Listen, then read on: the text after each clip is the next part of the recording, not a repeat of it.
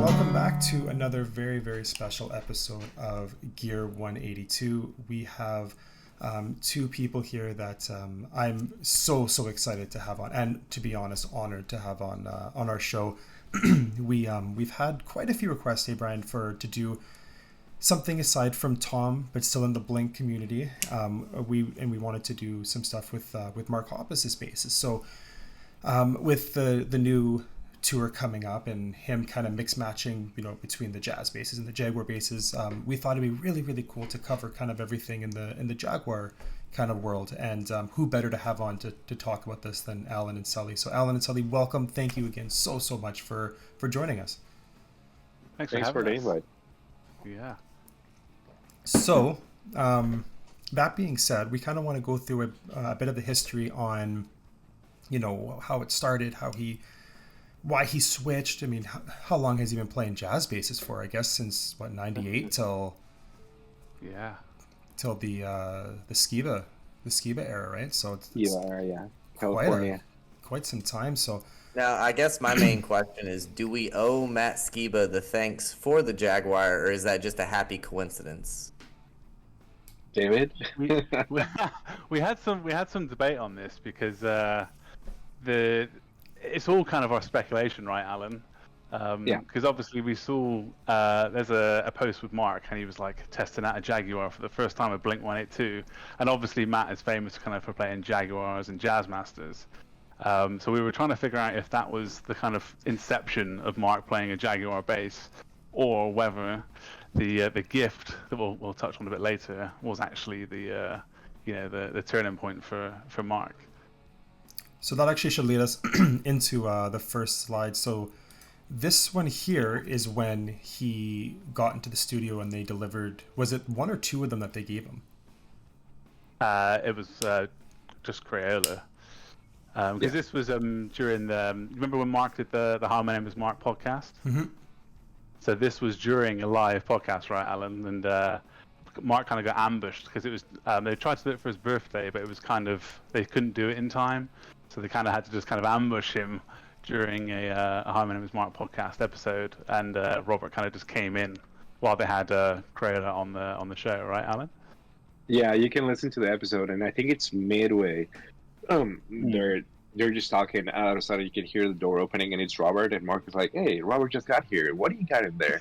And they literally cut. You can hear they cut, and they start a podcast again. And then Robert started explaining that he came from Matty B's studio because we're gonna get into the whole details, but that bass, that body was made by Fender, but Robert had to go with these people at Fender and ask them to do a custom routing.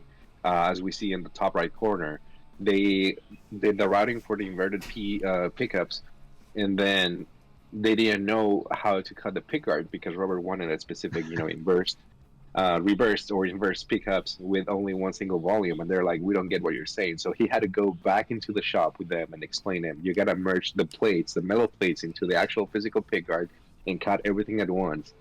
So it's really cool that he got to have that pickguard, and it's slightly different than the classic Jaguars in so many ways. But so after he got that, he went to Matty B's shop because he did have the core pounders pickups, but he didn't have the covers for the plastic thing that goes on top of them. So he had to go to Matty's so he could start them.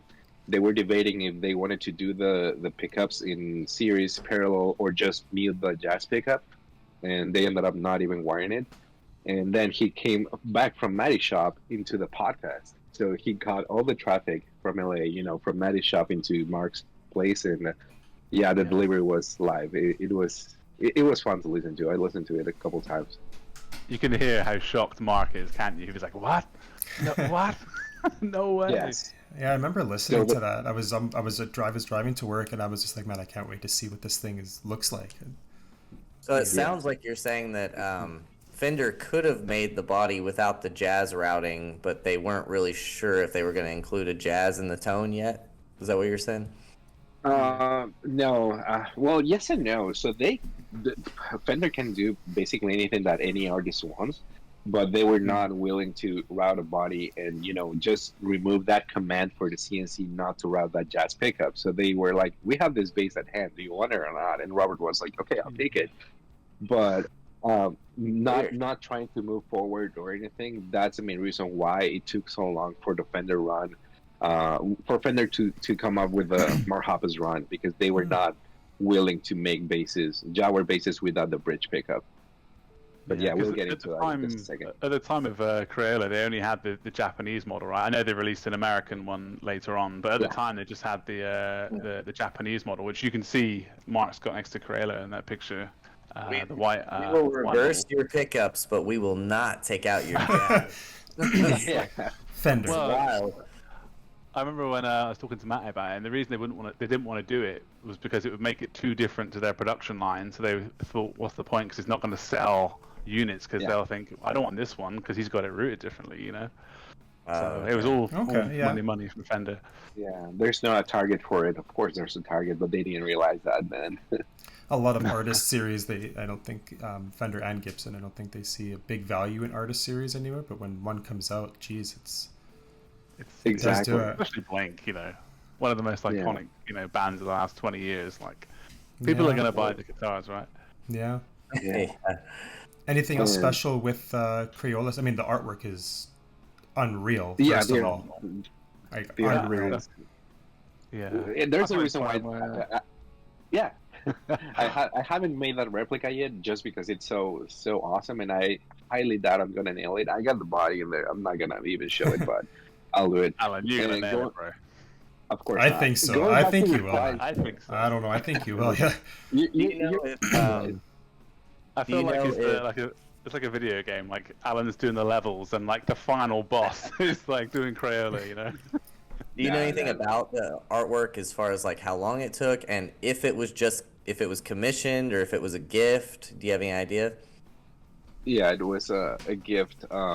Mark and Greg Simpkins of Crayola, they're good friends. He likes a lot of his art. He has a lot of pieces at his home studio. So Robert and Sky got together in this, and they asked Greg to make a bass, just to make the artwork for the bass, as a as a birthday present for Mark. And he said yeah. So the body was ready, I think 3 months before his birthday, but they couldn't piece it all together because of the pick guard, because of the rest of the parts, and that's why Robert literally had to go to the shop the day that they were recording the podcast. But he had no idea. As I say, he said, because Mark used to keep bees, didn't he? I'm not sure if he still does, but that's why he incorporated the honeycomb with the octopus. And I remember during the podcast, he was saying, like, I posted a little like snippet of the kind of honeycomb, and he was really worried that Mark was going to figure it out, but Mark had absolutely no idea. Yeah. Oh, that's super cool. He was in the UK. So just basic Jaguar US neck on it, nothing else. Is the Jaguar neck 20? Or I guess it's not 24, but is it short scale or is it full length on a bass? It's full length Jaguar scale. Bass scale, Jaguar neck, American made, block Henleys, string retainer on the second string on the A string.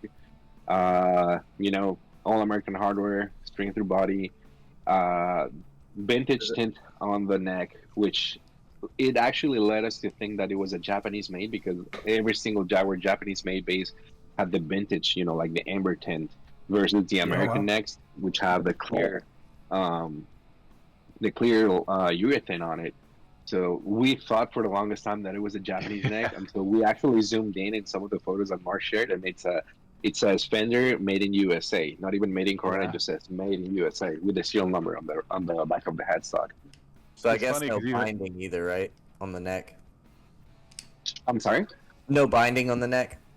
No binding, which is also super weird, because you can find block inlays in a lot of necks, but they will have the binding on. So not having the binding also led me to think it was a Japanese made, but it's a really rare one. Yeah, the Japanese had the binding on the blocks, didn't it?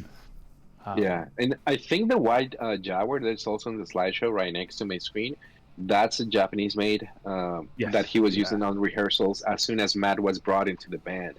So we don't know for sure, but we were trying to assume that as soon as Mark said, "Okay, we're gonna bring Matt," and he's just playing Jaguars, let's make some sort of unity, some sort of Yeah, it's a new era. I don't know. Yeah. Yeah. It's the new era, isn't it? They've both Makes kind of sense. changed the image of the guitars and stuff. But Makes sense. Because I think David shared a photo of Mark using that in a rehearsal with Matt. I don't know if I shared that photo to the drive, but yeah, Mark used that wide bass. So yeah, I can do it on my phone, but that's see it. him Yeah. there with Matt Scuba. So And he he is captioned Blink-182 rehearsing, trying out a Fender Jaguar bass. So that was like So the for first a time. second, for a second, he was about to use a jazz pickup. Oh, I really? just want to tell all the YouTubers that are watching this far, I'm sorry, this is going to be a long video, but you're going to know everything about the Jaguar bass. Yeah. So enjoy. Yes, sorry guys. So he rehearsal plays the Jaguar, obviously likes it. Rob gets him Crayola to add to the collection, so now he's building a bit of a collection on Jaguars. So next, I guess, then he goes to Fender and gets a few of them made himself. So let's talk about the ones that Fender made for him. Wanna take it from here, David, or? Oh yeah. I'm saving myself for the Matty B's, They're my favourite. Okay, you know what? I'll let you go with the Matty B's. Let me talk about these guys, man. So as we mentioned before, Fender wouldn't, not route that jazz bridge pickup. They were like, no, we're gonna make the bodies for you, but they're gonna have the bridge pickup. And even on Dab Smila, I'll also share a photo. That's a Japanese body because it has the active routing. It has the rear plate in the back for the battery, which a lot of people they don't know. I'll try to find it right now and share it on the drive. But these are the 4 horsemen, the first 4 Jaguars that Fender made for Mark. The 4 of them, they have the US necks. They have the routing for the jazz pickup and the bridge. And even Relic got that pickup built. You can see it on closer looks in the second photo.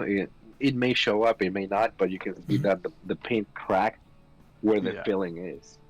There you go. So Alan, was there a reason why he only did Relic, only covered up the pickup for Relic, and didn't for the others? I think because this was made by the custom shop, and he basically can get anything done, anything he wants by the custom shop. The rest of them, for instance, Zap Smilat, they just gave Robert the body, and then Robert took the body with Dabs and Mila, and they just did the artwork, and Robert put it back together. But for the Hot Pink, that's the first base that Fender just made for him, and you can see that there's some discrepancies not only on the pickup, but it has the jazz bass, not the black plastic one. So those first 4 bases are the ones that bodies were made by Fender, necks were provided by Fender out of Jaguar bases, but they were not fully spec'd out to what Mark wanted, even though he played them live and everything. But that Hot Pink, I mean, that bridge pickup wasn't even wired. He didn't use it at all. It was just for, like not keeping an open cavity like Jay Bentley does on his Schecter. Yeah, because on any of them, he never uses the jazz pickup, does he? It's just there kind of dead in the body, just to fill in. So for I guess we'll talk about Dabs in a later slide, but so when he asked for Relic, that was it. Like it wasn't Relic after the fact. It was Relic in the shop. Yeah, exactly. Matt had Matt still has a Relic Jazzmaster guitar, just like Relic, and that's why I keep thinking that's why Mark switched to Jaguar basses. He has a custom shop to make one bass just like Matt's, and obviously he wanted that pickup filled in. They couldn't say no. It's basically custom shop. You can just tell them, hey, I want you to add up like anything on it, and they're gonna do it for you. And I think it looks cool the way the finish cracked and everything, and it actually shows up that it's been filled. It's just so unique. I haven't seen that in any other bass. Well, it goes with the whole Relic look. Yeah, I was gonna say one thing I always wondered, Alan, with that as well, because it's custom shop. Like I don't know, I wonder why they didn't cut a fresh body and write it fresh, because they've obviously taken a body, haven't they, and kind of they've tweaked it, which I was always kind of curious why that decision might be They made. could have done it, But Yeah. you know, since nowadays they don't do anything by hand, everything just on the CNCs.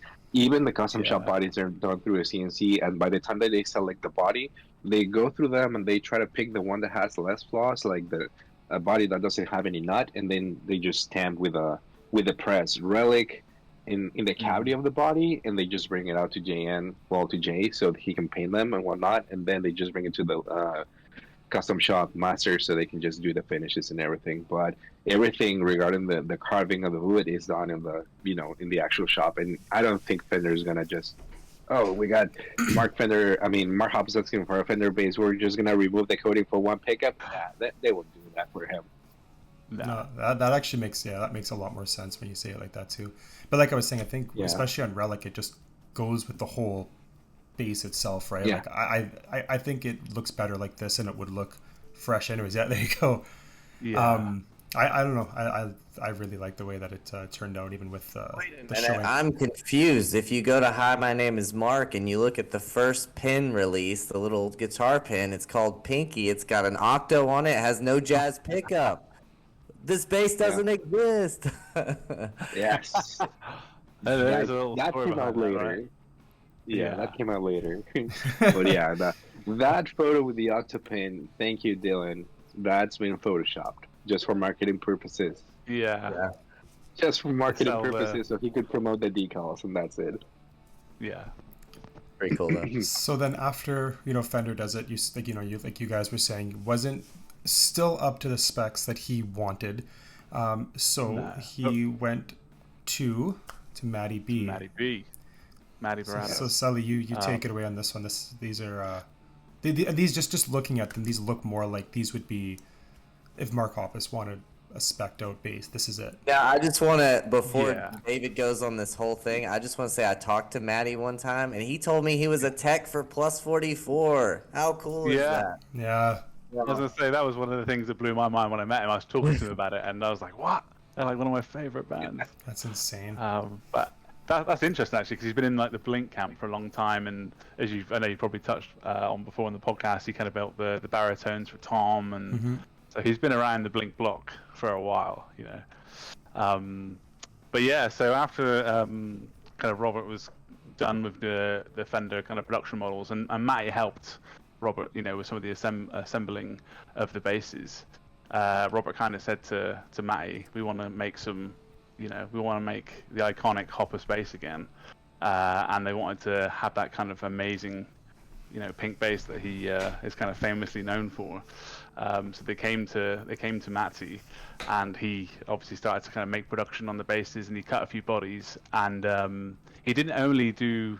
So he cut the body that he made for the Pinky, the new age kind of Pinky, which is actually the third Pinky of the Jaguar series, which I know Alan's got a story on that a little bit later on. But he also actually made some of the bodies for the custom artwork Hoppus Jaguar basses that came later. So me and Alan were trying to figure out, how would you kind of know what's a Matty kind of Barato era Mark Hoppus Jaguar bass and what's like a Fender one. And you can kind of see on these pictures already that with Matty, he always had the dot inlays on the neck.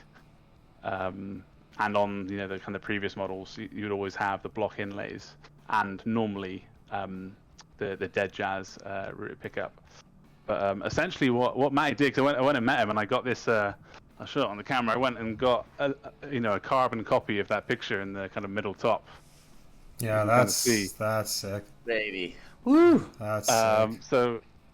Yeah, the process is quite crazy. He literally hand cuts the body from hand, so that takes a long time. I remember trying to talk to him about ordering one, and he was saying the lead times is it's quite long, and so he cuts the body by hand. He gets the Seymour Duncan quarter pounders, which Mark's known for, and everything else. All the hardware is American Deluxe hardware, so the bridge, the tuners, and even the neck as well. So the neck is Fender. He doesn't make the neck himself. He assembles all the parts onto the body that he cuts, and kind of makes himself. But the interesting thing is the paint that he used for this bass and the one in the picture is automotive paint, shocking pink, which the thing that upsets me the most is I show people this on on Skype or Zoom, and they're like, "Oh, that looks cool." I'm like, "Trust me, it's so different in person. Like, in every like different light, it changes color, and I've never seen a guitar or a bass like it before in my life. It's just We'll get into the unreal. production models as well, but they call that shocking pink too, and yours looks totally different. I've got one actually. I can wait So- there. I can show you the two side by side. What would you say that's crazy, like- the difference though. How does the weight feel between the two right there? This is definitely heavier, the Matty B. Oh, okay. Definitely heavier. But sorry, I lost my train of thought now. Yeah, shocking pink. Yeah, go ahead. Yeah, so yeah, shocking pink, which is something, funnily enough, I found out that Matty won't do anymore. He outsources his painting now because it's such a horrible process doing this, because the paint's super gnarly and really horrible. You probably know a bit more about this from practical experience, Alan, but Matty is he's not a fan of the automotive paint. Yeah, it's when I talked to Matty before I started making my own replicas, he was kind enough to share all the pointers, all the secrets, and the first thing he said is, you can do this with rattle cans. You need to get a spray gun, and then you need to get automotive paint, and that is nasty stuff. That's gonna give you instant cancer. So I was scared of it. I was like, okay, I'm not gonna buy a spray gun. I just want a base for myself. So I didn't do anything he said outside of the prepping process. But with time, I started using the primers that he told me, which is also automotive. It's literally, you smell it if you're not wearing the proper respirator, or sometimes like I wasn't able to, I forgot at home or something. I was just spraying that, and as soon as I started smelling it, I breathed a tiny bit of it, I got a migraine right away. Oh my gosh. Same thing with the clear coat. He told me, you gotta use automotive clear coat. It's gonna cure in 2 days. It's gonna be super fast for you, and it's gonna be resistant. But the same thing, even if it just hits my skin, I start feeling it like going into my system. It gives me a migraine. It starts making me dizzy. So I'm like, ugh, I don't want to do this anymore. But I'm still doing it. But Stefan, what do you think about me getting a Mini Cooper and painting it shocking pink? Would that be cool? Yeah, I think that's the next steps. But Alan will have to spray paint it. All right. Okay, so he did the pink one. What else? Obviously, the ones from Simple Creatures he did. So I think in the top left of me, the cut body. So obviously he made the pink one for Mark, but he also had some bodies cut, which he I think is our next slide, isn't it? But he also had some bodies cut that he sent to artists that they could spray, paint, sorry, and do their own kind of little things. But yeah, so basically from Pinky on, like they were all kind of the bodies were all hand cut by Matty B, including the Simple Creatures black and white and black Jaguar basses. Do you have any idea, and you may not, but like, so Fender did not want to take the jazz pickup out because of the marketing reasons. Does it bother them that somebody else is making these bodies and putting Fender necks on it and has no jazz pickup? Do you know if that would bother Fender, or do they not care? Or? I don't think they would care, because I did say that to Matty. I said, it seems a bit strange that they wouldn't just do this for Mark, considering he was an artist for a decade. He had a Mark 1, Mark 2 signature model. Do it, I'll go somewhere else, and then why not do it then? It's like it's quite literally what happened. But I think they probably saw his success, and they've they kind of rekindled their friendship now, haven't they? And that's like run, but. Yeah, so they definitely missed a trick on that, but I just feel bad for Alan because he never gets any requests for pink, like ever. Like it's always other colors. I hope you get some pink orders, Alan. I will, don't worry. But you got Brian's Mini Cooper coming soon, so that's exactly. He's gonna have to drive it here and then fly back, and then I'll drive it. When I'm done with it. Deliver it to me. That'd be great. Yes. Going back to your question again, wouldn't Fender be upset that Matty was making Jaguar basses? That's a question that I get asked a lot, especially when I do my ridiculous questions. Ask me something on Instagram. Dude, at least one guy always asks me, do you have a cease and desist letter by Fender? Are you getting a lawsuit or something? And I'm like, dude, I did my research before I even started doing my own, basses. Fender is not proprietary of the body shapes. They are proprietary of the headstock shapes. So if I would carve a Fender neck or a Fender headstock shaped neck, and then put a water slide decal with the Fender logo on, and then sell it as a Fender bass, I would get a lawsuit. But that's why you see people on YouTube carving their own tailies, their own strats, and Fender doesn't. Fender is not even allowed to tell you anything because they're not proprietary of the body shape. Warmoth does. Warmoth makes the same body shapes. A lot of luthiers, they sell their own strats and they just change the headstock. And even the necks that I use, the all parts, the headstock look pretty similar, but there's some tiny discrepancies that you can just tell. Like, oh, this is a Fender neck, this is an all parts neck, this is a Warmoth neck, this is an all part Fender neck. So they're just proprietary of the headstock shape. They cannot tell you anything if you're making a body from scratch. So all parts do pay the license though, don't they, to get it close to Fender? Exactly. Yeah, exactly. So that's why every single neck that I use, that it's an all parts neck, at the at the heel, it has a stamp that says all parts licensed by Fender. And even though you sand it, you're not gonna get rid of that. Like, there's no going around it. It's there for good. Yeah. Oh, that's interesting. So anything with when Simple Creatures comes out and he uses these two, anything different with these, or still the same thing, just different colors? Just different colors, yeah. And the white one wasn't for Mark, right? I think because Alex played, because they swapped playing guitar and bass, didn't they? And he had this similar guitars in the same color scheme, so it's just the whole kind of, because like the Pillboy is black and white, and it's the whole kind of the concept color theme. Yeah. Yeah, I was gonna say Alex owns one of them, right? Like, Yeah. So you were saying that he makes the bodies, he sends them out to get them custom. So these are them. So man, these are pretty rad in itself. But yeah. So there's dabs. So which ones do you guys know who did what and the processes with those?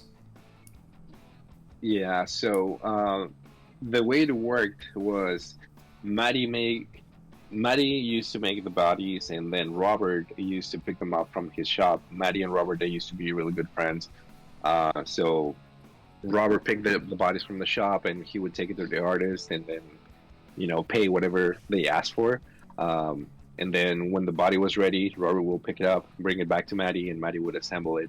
The first one on the top left, we know that that's Dap Smila. Yep.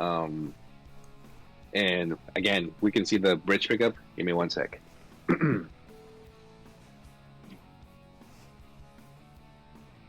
How cool Alan is. He's just got like a carbon copy of each one on the wall. Yeah, that's insane. Yeah. We have that guy, but it's not wired in.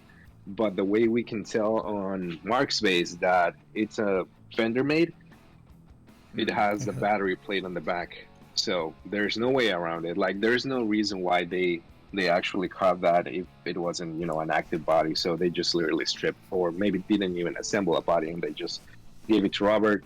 Dabs and Mila, they did all the artwork. They incorporated everything that Mark really liked. He's a really big coffee aficionado, so there's a mug of coffee right next to his initials, all the octopus, and this is Dabs Mila's signature. As we can see in one of the videos that is on YouTube, it's a walk-in hit of LSD. Side of that, the artwork is pretty really Dabs Mila stylish. Anything that Mark actually asked, he just told him, "Hey, can you paint a body for me?" And they were like, "Yeah." And they are really good friends, so I'm assuming that they didn't charge him anything. I don't know the story behind that bass, but it reminds me of Real Monsters, and I love that show. So the eyeball. That's so funny. Good reference. Then we move ahead with Thermal Radness, and this is a bass that cut body. Yeah, this is Maddie's body, so no bridge pickup here. And he did a really great job with all the, for instance, this atomic dust that he made it look like a sticker on the photo on the slideshow, but everything else, like this guy seems to be like a sticker, and no, it's just everything painted, just like the Cure seemed like a sticker that was ripped off. And He's a really talented artist. I really like his work. I got a lot of pieces from him. Aside of this, and the back is the same. He has the octopus, the Descendant sticker, the Blink-182 pill. His his own picture in there, and a lot more references like the San Diego, No Future, LA. So I like this bass a lot. It's one of my favorites. And yeah, even have some photos of Robert holding the bass when Terminal Radness just delivered to him. Then we got on the lower left side the two basses that Tim Curtis made for him. I don't know exactly how much he paid for them. I know that he is expensive. I was trying to get one of his art pieces maybe last year when he just announced them on Instagram, and it was going for $6,000. I was like, nah, I'm not paying $6,000. That's something I'm gonna Just trade. Sharpie, I could do that for you. Just Yeah. Dude, like if you do something like that, I will buy it from you. But yeah, the red Not for one, 6,000. Yeah, I won't pay more than 600, but yeah, I'll buy it from you. okay, cool. The red one is my favorite. The one on the left kind of looks purple, but if you take a closer look on different photos, it's actually grayish, kind of like charcoal gray. That photo is just overexposed, but I definitely love the artwork on the red one. That's my favorite bass that he has at the moment. And the one that he's holding, like this guy right there, How do you say it? Joshua Vides. Vides. Okay. Yeah, I call yes. it Vides. lots of debate about that. I'm Vides. not so sure. I just call him Vides because that's how he referred to himself in one of the YouTube videos that I was watching a couple months ago. But okay, so I gotta say it. It was shared to me that for that bass they paid over $20K just for the artwork. Yeah, it's And a this lot. is not bored to death. The what's that? The edging music video bass. Yes. Yeah. Yeah, exactly. Yes. Which is funny because edging is played on standard tuning, but on the Las Vegas residency, that bass was only used for drop D songs because they played parking lot with that bass. So, I really like it. I love it. I really like the 20K though. Yeah. Joshua Vides is a really art. Vides. Does that Joshua include Vides the is white covers, or did he have to buy those himself? No, I'm just kidding. No, those covers were provided by Seymour Duncan because I'll try to find a photo. If you zoom in, they do have the Seymour Duncan silver stamp on them. Oh wow. Do they That's sell cool. those? I didn't even know they sold white ones. I I didn't think know they were either. custom made. Whoa, Custom made. that's cool. That's It is so great. cool. Yeah. So he has still the red one. What about that charcoal gray one? I don't know if I've seen that one around too much lately. He didn't play that much. No. I was gonna say, because the red one is like famous at the Halloween show, right? Yeah. He's playing that in the Halloween Yeah. show, but the grey one, I love that one. It's like one of my kind of like secret kind of favorites, but you never see him play it really. Yeah. No, I only have photos with him, backstage before jumping into the stage. And I'm not so sure if he played that one on the iHeartRadio. I know he played the red one, but I'm not so sure. I gotta rewatch the whole video, and I can't recall if he played the gray one. But there's a photo of him holding it before going to the stage. I wonder if he's given it away. Was it I in don't those think, because- insurance photos? I don't think I've seen them. I'm sorry. Were they in those insurance? No, photos? it wasn't.